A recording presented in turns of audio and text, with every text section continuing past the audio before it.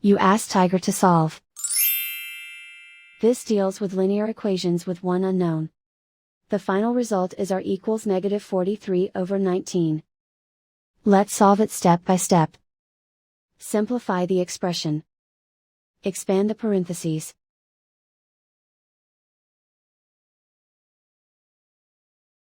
Simplify the arithmetic.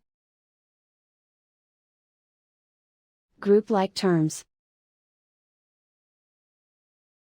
Simplify the arithmetic. Group all constants on the right side of the equation. Subtract 43 from both sides. Simplify the arithmetic.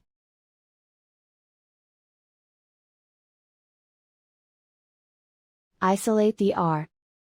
Divide both sides by 19. Simplify the fraction. And so the final result is r equals -43/19.